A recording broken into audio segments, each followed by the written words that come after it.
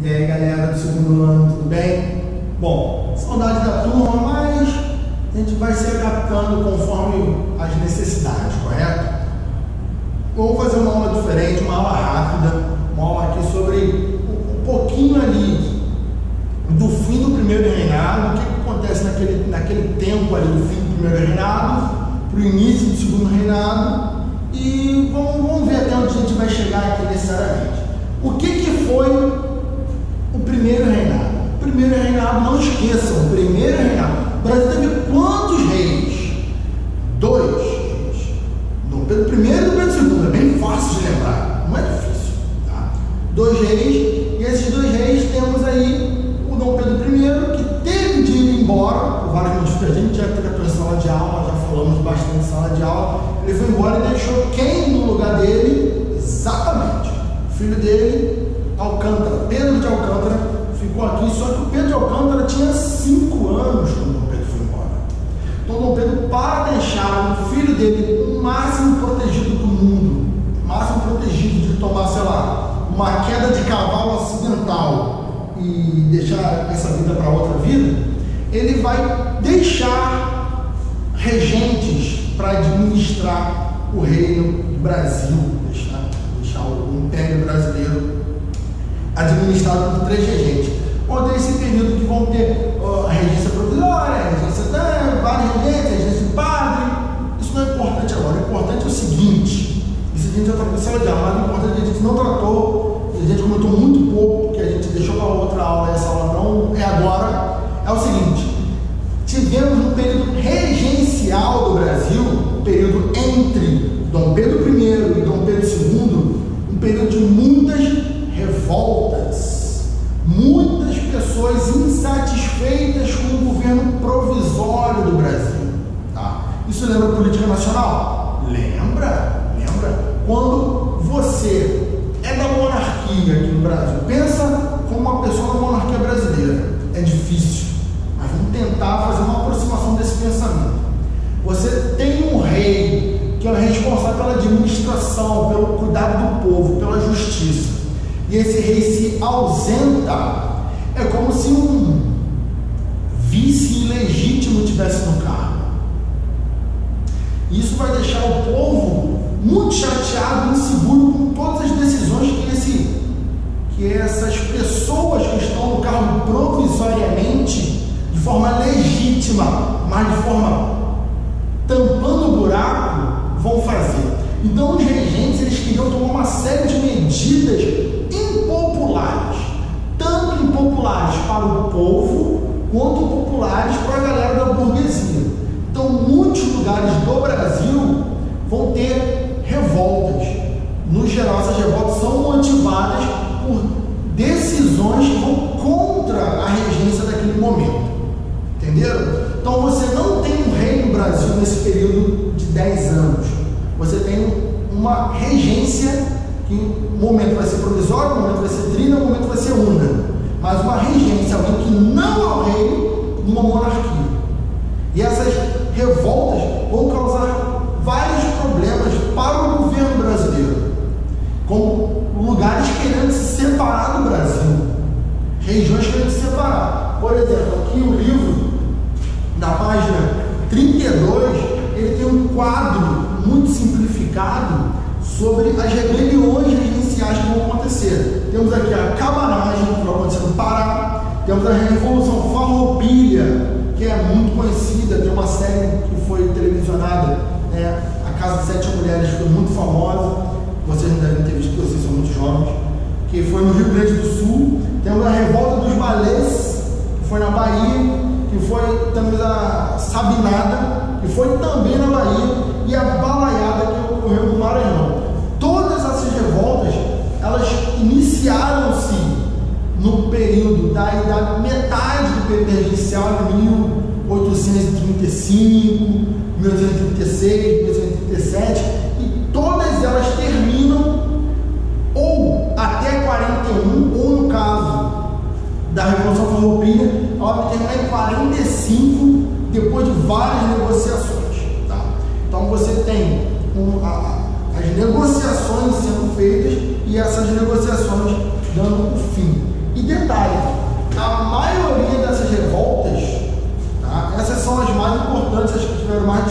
Mas essas revoltas elas vão ter fatores essenciais para influenciar no que a gente vai chamar de golpe da maioridade, que é o quê? O adiantamento da posse do rei Dom Pedro II.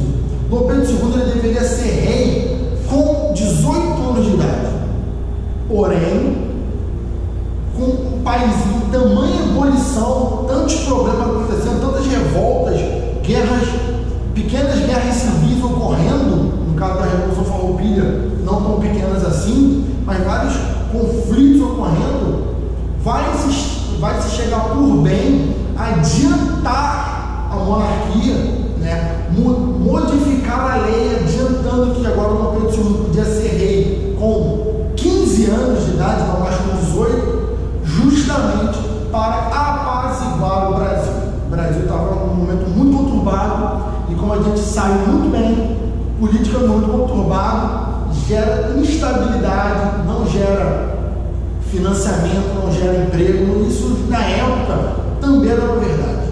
Então, o adiantamento de Dom Pedro II no trono vai ser também em virtude disso, tá?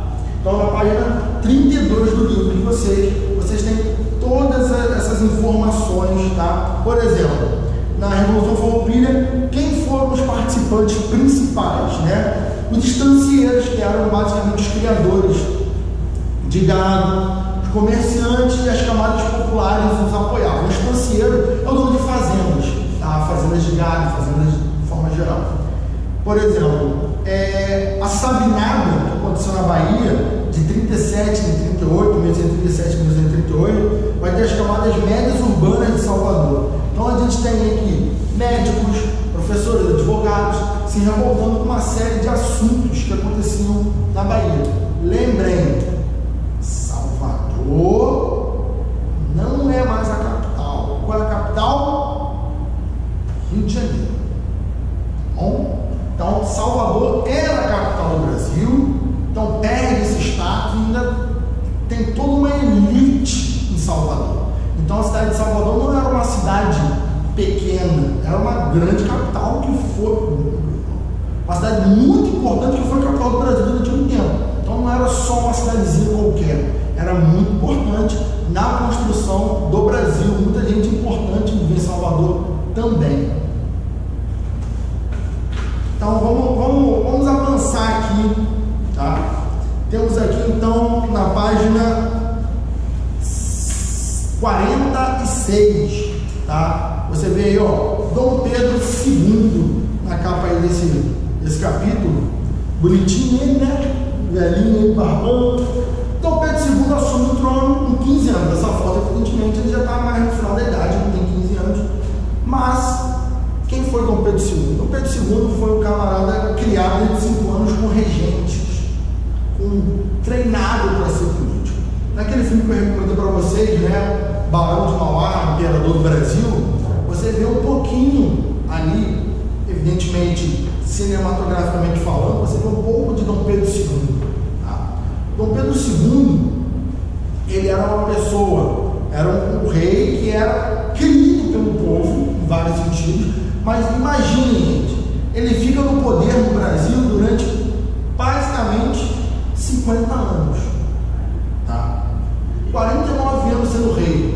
Então não tem como falar que o rei, quando alguém fala que Dom Pedro II era muito querido pelo povo, depende. O cara ficou sendo rei 49, vamos arredondar para 50 anos. 50 anos sendo rei. Falar que o governo de 50 anos foi uniformemente querido é muito questionável. E falar que ele foi 50 anos uniformemente odiado também é questionável. Então, quando alguém vai falar bem ou mal de Dom Pedro II e do seu governo, depende do momento que a pessoa está escolhendo. Tudo depende. Na década de 60 do século XIX, 1864, 65, a Igreja Católica não gostava muito de Dom Pedro II. Antes disso, a Igreja Católica gostava muito de Dom Pedro II. Então, só aí temos o exemplo de uma instituição, que é a Igreja, que durante 12, 13 anos morria de amor de Dom Pedro, depois passou a não gostar tanto de Dom Pedro, porque ele vai ter brigas, vai a Igreja Católica, como independer bispos, aquela coisa toda que não interessa no momento aqui pra gente, nessa aula. Então, um governo de praticamente 50 anos não tem uniformidade de ser querido ou não. A intenção não é essa, tá? Então, vamos ler aqui algumas frases aqui. A ascensão do príncipe Dom Pedro, em 1840, devolveu-se múltiplos interesses que envolviam o fim das revoltas e a competição pelo poder. Isso é, como eu falei para vocês, o Dom Pedro II, se tornando o imperador do Brasil, o rei em definitivo, ele acaba com os motivos de muitas das revoltas. Muitas das revoltas tinham um motivo qual? Como eu falei desde o começo, a briga de poder e os interesses de quem estava naquele poder no momento ali em tomar decisões permanentes. A galera não estava reconhecendo aquela galera que estava tomando conta como os verdadeiros líderes do país. Agora o Dom Pedro, sendo o rei legítimo no seu cargo, as pessoas começaram a se acalmar. Não. O rei está no cargo, as coisas vão se ajustando. Tudo bem, adoramos, show de bola. Então o rei, entrando no cargo em 1840, ele começa a apaziguar os sentimentos do povo, tanto no alto cargo da burguesia que lutavam, que competiam por atenção e tudo mais, quanto nas partes mais baixas da sociedade, nas camadas mais humildes da sociedade.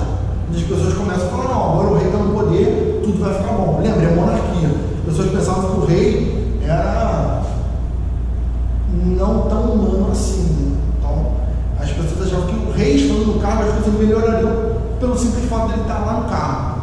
E de fato começaram a melhorar, por quê? As brigas diminuem, as brigas cessam e isso vai começando a ajustar a sociedade. Várias das antigas brigas desse período dão fim. Aí a gente tem que ver aqui, por exemplo, quais eram as principais indignações dessa galera, né? Qual foi a participação do governo imperial no fim dos conflitos? Por exemplo, na revolta que temos aí, por exemplo, na Farroupilha. Qual foi o apoio? A Farroupilha durou 5 anos a mais, a Farroupilha termina em 1845. Então, o Dom Pedro, sendo rei, não acabou com a Farroupilha. A Farroupilha durou praticamente 10 anos, né? 9 anos no cargo, e a Farroupilha é uma hora em ciclo, tá? É para explicar um monte de coisa, porque foi um período de 10 anos, muito cheio de assuntos, tá? Temos aí o José Garibaldi, enfim, a Anita Garibaldi, vários elementos interessantes. Mas por que a guerra não deu fim? Eles estavam lutando por impostos, por uma série de questões. E uma coisa interessante na Farroupilha, apesar do Império Brasileiro, do rei, né, Dom Pedro II, ser o vencedor, quem saiu ganhando foram os farroupilhas. Ali foi um jogo de anúncio, né? O rei foi o que ganhou. Mas quem ganhou mais, quem recebeu tudo que queria, basicamente, foram os farroupilhas. O rei basicamente pagou tudo que os farroupilhas precisavam, né? Atendeu os pedidos que eles queriam, só que eles assumiram que eles perderam. Por quê? Porque quando ele atende as camadas mais altas da revolução, as camadas mais baixas ficam sem seus líderes e a revolução acaba. Então a gente tem esse problema que vai ser superado pelo rei de forma muito boa, muito articulada, tá? E aquilo, qual vai ser um outro grande momento que a gente tem de destaque no segundo reinado? Exatamente, Guerra do Paraguai. A Guerra do Paraguai, você pode achar aí na página 55, tá? Lá na página 55 temos um pouquinho sobre a Guerra do Paraguai. A Guerra do Paraguai, o Paraguai conseguiu se desvincular da Espanha em 1811, desde a época que os governos dos países buscavam empreender a política nacionalista autônoma de caráter protecionista. Então temos aí, em seu governo, Francisco Solano Lopes era o presidente do Paraguai. A partir de 1862, passou a intervir nas disputas pela região da Prata. O que é a região do Prata? É o Rio do Prata. É um rio que fica lá na região sul, que entra pelo continente da América do Sul, né, aqui no continente americano, e vai fundo, passa pela Argentina, Uruguai, Brasil, Paraguai, e é uma rota de escoamento da produção industrial paraguaia. Então, o Rio da Prata era fundamental para o Paraguai, no sentido econômico do Paraguai, porque o Paraguai não tem saída para o oceano a não ser pelo Rio da Prata. Se o Rio do Prata não for de passe livre, o Paraguai fica sem poder escoar sua produção pelo mar. Então se criava um impasse. E o Solano Lopes estava querendo garantir que não tivesse esse impasse, que iria garantir que o Paraguai tivesse total liberdade de transitar pelo rio. Aí a gente vê aqueles problemas, né? Para alcançar esse objetivo, anexaria a região da Argentina, do Uruguai e do Brasil, Rio Grande do Sul e do Mato Grosso. O Solano Lopes, o presidente do Paraguai, ele só queria anexar o Brasil, a Argentina e o Uruguai. Só coisa fácil. Ele só queria entrar em guerra com dois países, tá? E garantir que ele fosse o dono de tudo. Aí o Uruguai é país. Calma, o Uruguai é outra questão. O Uruguai é pequeno e tal, não sei o que, não tinha aquela autonomia toda, vai ser importante, mas não como a Argentina e o Brasil inicialmente. Estudos recentes sobre a guerra do Paraguai desautorizam as abordagens históricas de que o conflito foi movido por interesse britânico. Tem muito desse assunto. Se a gente olhar no YouTube, tem alguns vídeos que vão levantar essa questão, que o Brasil serviu só dos interesses britânicos, que o Paraguai era uma grande ameaça para a industrialização, para a indústria inglesa, uma grande ameaça na América do Sul, que iria tirar o mercado inglês, e o Brasil, assim como a Argentina, serviram como ferramenta para destruir a economia paraguaia. Isso, a gente tem que ter cuidado. Os estudos dos últimos 3, 4 anos, tá?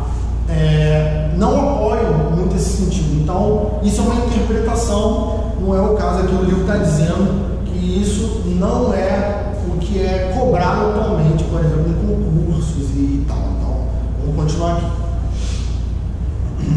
Esses estudos mostram que as razões da guerra foram conflitos regionais, e que as vacilações de alto comando das Forças Armadas brasileiras em prolongar a duração do conflito, além de necessário, foram mais decisivas para as mortes de que eles resultaram do que uma política liberadora de promover o genocídio no país vizinho. O historiador Francisco, enfim. O que basicamente esse parágrafo quer dizer? Que a incapacidade do Brasil, possivelmente, de organizar uma defesa adequada e um ataque mais adequado, vão prolongar a guerra de forma excessiva. Tá? O Paraguai, ele de fato invade o Brasil, invade a Argentina, e aí você pode questionar o que você quiser, mas de fato existia um conflito de interesse pelo Rio da Prata.